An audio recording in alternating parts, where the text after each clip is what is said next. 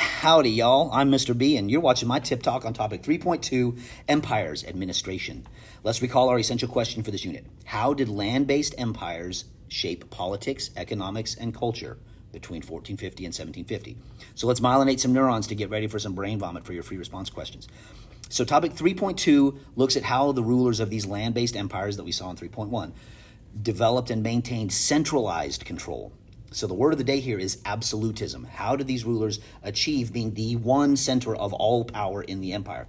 So we're going to see different methods that they use. They recruit bureaucratic elites. They legitimize the rule, like I'm the king because of this reason.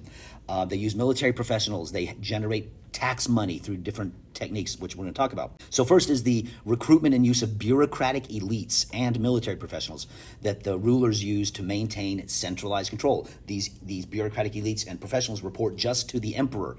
Their power is not spread out around the empire. So these bureaucratic elites are responsible for collecting taxes, enforcing laws, managing the day-to-day issues of the empire.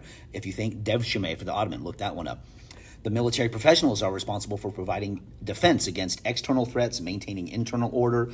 Think samurai and knights, and don't forget the janissaries. When you have people who are loyal to you, either because you're paying their paycheck or you've elevated them, it helps you maintain a strong grip on power while you're delegating the responsibilities out to trusted individuals, and that makes governing easier. So they're paying the soldiers, which means nobody can challenge them unless that person's even richer, which is hard to achieve. So you're not having a feudal system where I'm giving land in exchange for loyalty. They legitimize the rule so that it's harder for people to question, why are you the emperor or the king? They used religious ideas, they used art, they used monumental architecture to legitimize themselves. They tie themselves closely with particular religions so that the people who they're ruling over have something in common, so they have legitimacy in the eyes of their subjects. The Mexica used the practice of human sacrifice. That legitimizes their rule. The Europeans had the idea of divine right of kings, where I am the king because God made me the king. The Songhai Empire promoted Islam as a way to unify a very diverse population, and that way you have a shared common religion. People are going to obey whoever's in charge of that empire.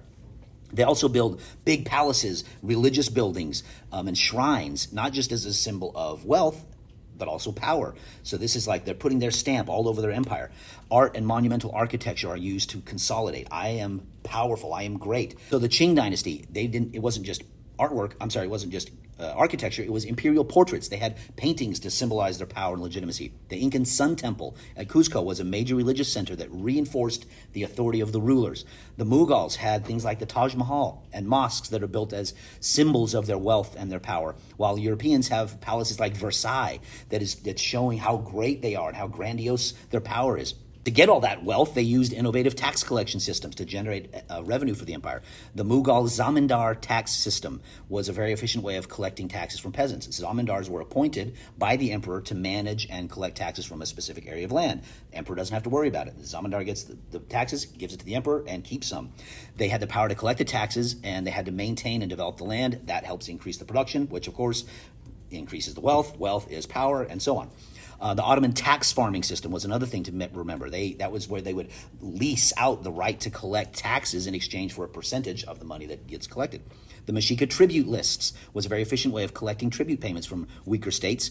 And then the Ming dynasty practiced hard currency taxes to stabilize the economy. So these tax collection systems maximize the income for the rulers and enable the local elites to get wealthy and maintain order for the state. So it's a nice little hierarchy. So overall, topic 3.2 highlights how these land-based empires shaped politics, economics, and culture during this period. We got the centralized administrative systems that allowed the rulers to maintain control over the territory while delegating out responsibility to trusted individuals.